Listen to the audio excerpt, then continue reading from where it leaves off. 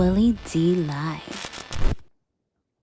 This guy right here. This is Trevon Boykin. He's a former NFL quarterback. This guy was invited to Russell Wilson and Sierra's home for Thanksgiving. He shows up, he eats their food, he drinks their drink, he enjoys the environment. I'm sure he watched a little television, got a little entertainment out of it. And then he turned around and went on a podcast and called the experience weird because none of Russell's family was around.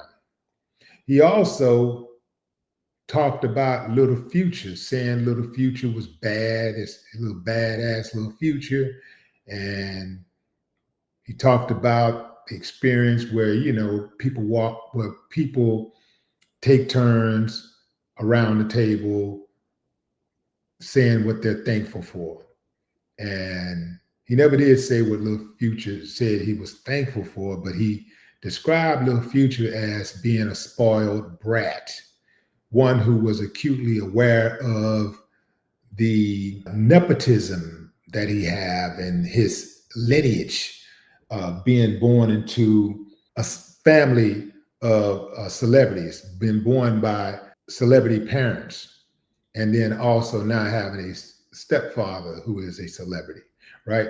So he jumped on the podcast and was talking about how weird it was. He was saying that Russell's mother wasn't there, his sister wasn't there, and he figured that anyone with money like Russell Wilson would fly his whole family in. He's like, yeah, I'm from the hood, I'm from the streets or whatever. He said the ghetto, and we fly home. Whoever got the money, fly the whole family in, and whoop whoop whoop, and all this kind of stuff.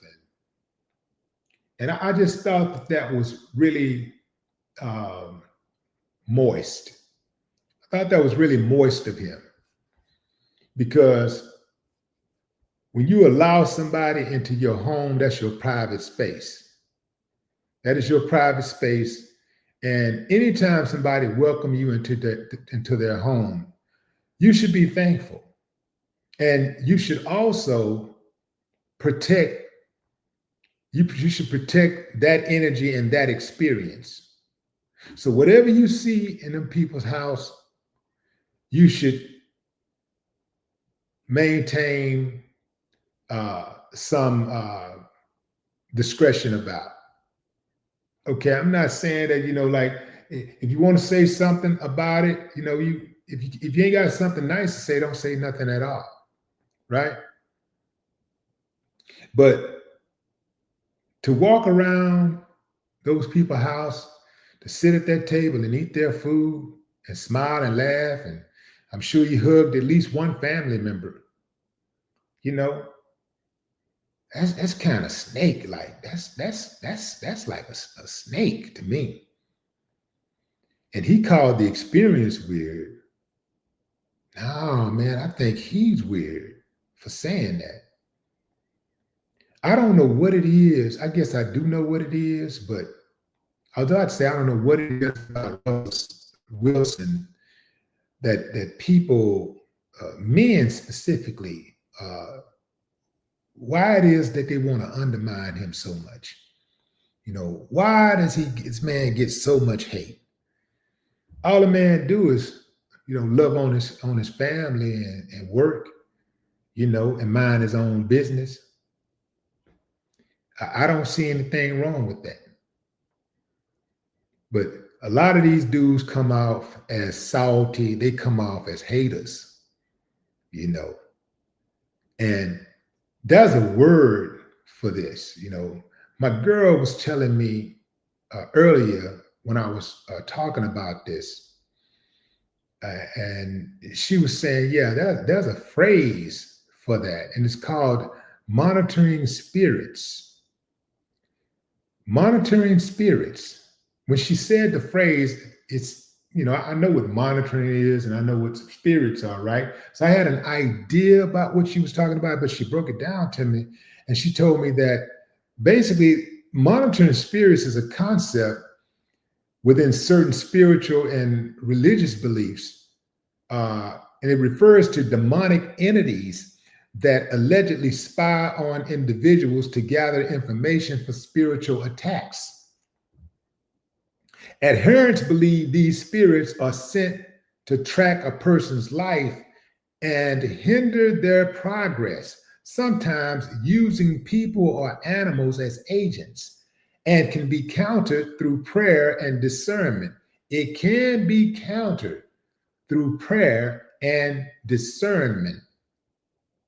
The term is not found in some major religious texts, but the concept is described as a type of spiritual obsession, while others maintain it is not a biblical idea. Monitoring spirits, in layman's terms, are just people who come around you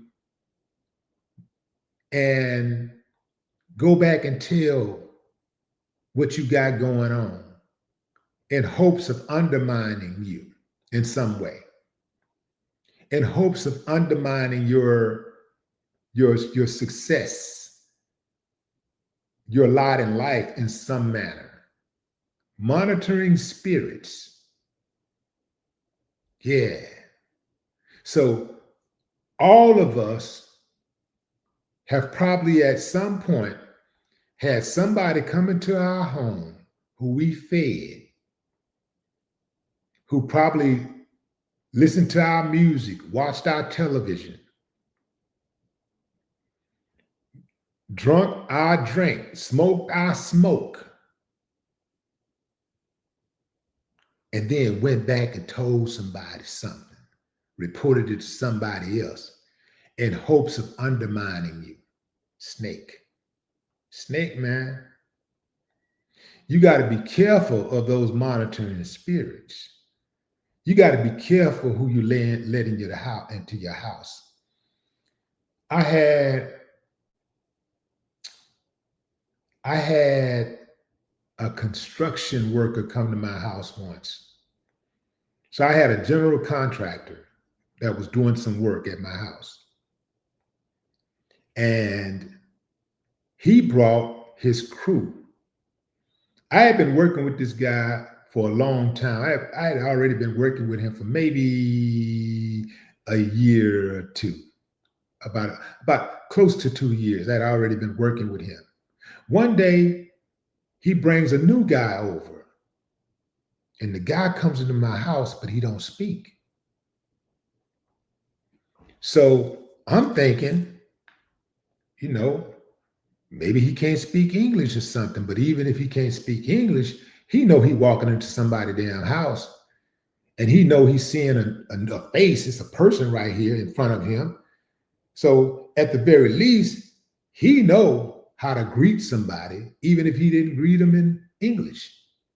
He know at the very least how to, if you can't wave, you know how to, hey, something, but he don't do anything. So I let it slide the first day because I wanted to see, was there some type of pathology there, right? So I give him a chance. I give him the rope to let him hang himself. The next day, he comes and he does the same thing. So I asked the contractor, I said, man, what's up on your buddy, man? What's up on him? Like he'd been in my house 2 days in a row and he haven't spoken to me. And he said, oh, no. He okay.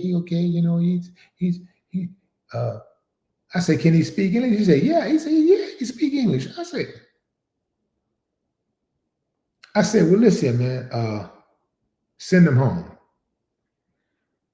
He was like, huh? I said, yeah, send him home. I say, he said, you want me to tell him to go home? I say, yeah, tell him to go home, get him out of my house. I say, I don't want him in my house another second. I don't like that type of negative energy around me, and I can't have that in my house. Get him out of my house right now. I don't want him in my house. he can go sit in the truck and he can wait out there for you as long as you need him to wait. But I need him out of my house. And I made him put him out of my house at that exact moment. Because you cannot have that in your home. You cannot invite evil into your home. You can do it mistakenly. You can do it inadvertently, but you cannot do it purposely. And so once you find out somebody has that demonic spirit, you have to exorcise it. You got to get them out. You got to get them out of your house because they will bring your spirit down and they will cover your house. They will cloak your house in evil.